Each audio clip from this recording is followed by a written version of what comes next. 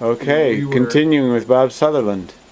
We were, our family was trying to instill the entrepreneurial attitude in the Sutherlands, which is a good thing. I mean, they did it well because I think all 6 of us kids, started their own business, Meat Share Public, but our first business, and it was the purest of all the businesses, find something for free and sell it for money. And of course, the free thing that we would find was Petoskey's.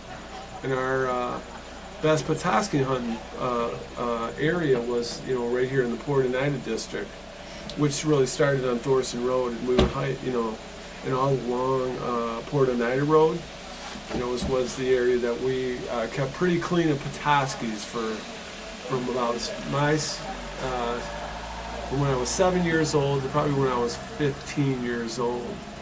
And we would, the family would go find Petoskey's, collect them, bring them back to Glen Arbor, put them in bowls, and stick them in a stand right out in front of our house. We have this classic photo of us, 6 of us kids, that some tourists took of us proudly standing in front of our stand, and me in no shirt and blue jeans rolled up to, my knees, a big belt that was about, 6-8 inches too big for me, with a big strap hanging down the side. And but we called my dad. Called this point right here off of Thoreson Road as Pyramid Point. And my brother Pyramid Point. He would call this Pyramid Point. He didn't call it the actual Pyramid Point, and then when he realized that it wasn't the right spot, because we were just new up here. It was already my youngest brother, Michael, who was 3. Instead of Pyramid Point, he would call it Peanut Butter Point, And so we always, from that moment on, called this spot, off of Thoreson Road, Peanut Butter Point. And that was usually where the parents dropped us off. And it was just far enough, so as we got older, 8, 9, 10, we would ride our bike, from Glen Arbor through here, up that big hill, on just north of the homestead there, Thoreson Road, and ride all the way and around. And then we'd argue about which was easier, riding our bike up these big hills and, this roundabout way, or just walking the beach, all the way from Glen Arbor up. Mm-hmm. And we, each of them were equally hard, because walking that soft sand, between Glen Arbor, had its own challenges. So, but we did collect a lot of Petoskey stones, had a lot of adventures. I remember one time I picked up a big stone, off the side of that hill. We climb up those clay cliffs all the time. And I picked up a big stone, and there was the biggest garter snake, and I reached for it to try to grab it, and it bit me in the finger, and I couldn't get it off my finger, and I was swinging it around. And from about that moment on, my brothers for years wouldn't touch a garter snake because of that, Yeah, this is a classic spot, these hills right here. So was it Peanut Butter Point simply because that was kind of like Pyramid Point but a little bit different, or was there another reason why it had that name?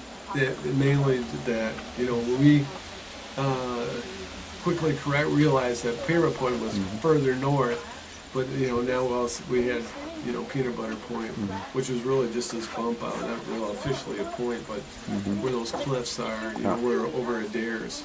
Yeah. And that's kind of a fun thing, is the Adair, don't remember his first name. Ed? What was his name? Ed? Ed Adair. Ed and Lay. And Lay. She was nice. He was grumpy. He was hard to get along with. And my dad made a real effort to get along with him, because he wouldn't let anybody go to the beach. No. He felt like he owned that beach, and so my dad made a good effort to befriend him. And then us Sutherlands were special because we could go on his beach and find Petoskey's. And I can remember, we got even more and more intent on keeping people from this beach, as the years came. And he eventually built a little cabin down on the water. and it was his patrol cabin, and he would just make sure, sit in there and make sure nobody would come back and forth on his beach. And okay, and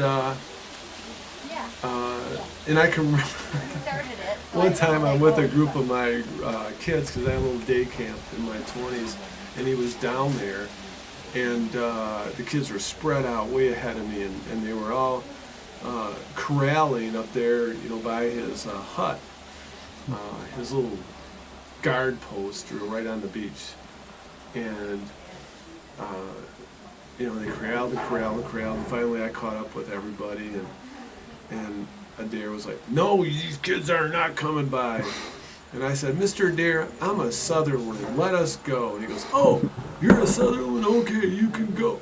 I just don't want these people to think, if you let them keep going, then they have the right of passage. But if you continue to stop the right of passage, then they can't." He had this mixed up idea of protecting his beach. Mm. See you, Paul. Bye. Yeah, see you, Paul. See you, Bob. Let's see here. Did you ever hear this area referred to as Miller's Beach? Miller's Beach? Miller Point. I heard it, no. Oh, okay. I heard it refer, we would also call it Sunset Beach. Yeah. Some people in Glen Arbor Yeah. would call it Sunset. Yeah, that would be Good more way. recently, because then they named the road Yeah. Sunset. And it was fairly a new road, recent road relatively. Okay. But originally, Ellen Miller and Fred Miller had that farm over there. I guess some people used to call it Miller Point, but you never. I just Gotcha. wondered if you heard that. Gotcha. Here's one other story, is up on the Bashes. Martin Bash's farm really got run down, and it was and we used to have this dare, like how brave are you? And we would at midnight or 1 o'clock, as we're teenagers, would drive out to the Martin farm, and all the windows were knocked out and it was really dilapidated. And we would park, there at the driveway and give somebody, and we would have hidden somebody in the house beforehand. And we said, "Okay, now you got to go up into that house and wave to us, in the upstairs window." And one of us, had been in there previously waiting, right at the stairwell. Yeah. Somewhere up the stairs, there was this little closet halfway up the stairs, and as that person, all worked up and trying to prove his bravery, would go up those stairs, that person would jump out of that little pocket and scare him. And God, we had so much fun doing little tests like that. Mm. Because he's the Miller barn, off of Port Oneida. I can remember there was a great hayloft right there, and it was just a perfect place to go camp. We didn't have to set up a tent or anything. We would just go into that barn and climb up into the hayloft, and that hay must have been 10, 15, 20 years old, but it was a perfect spot to lay out. So we would lay our blankets, lay down in that barn, and sleep. And I can remember it was like a perfect spot because it was just the right distance from the water. We'd get up in the morning, and it was national park time, but we'd sneak in and we'd get up in the morning and walk, which is probably my favorite field in the Port Oneida district, is that Miller Field, right there close to the water that goes right up on the edge of the cliffs there. Behind the barn. Down that, what's that? Behind the barn. Behind the barn there, yeah. Mm-hmm. And walk, down that cow path down to the water.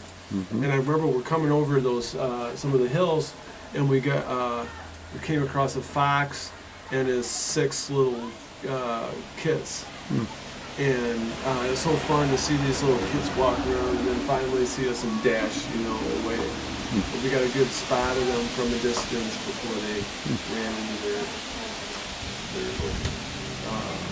den. Very good.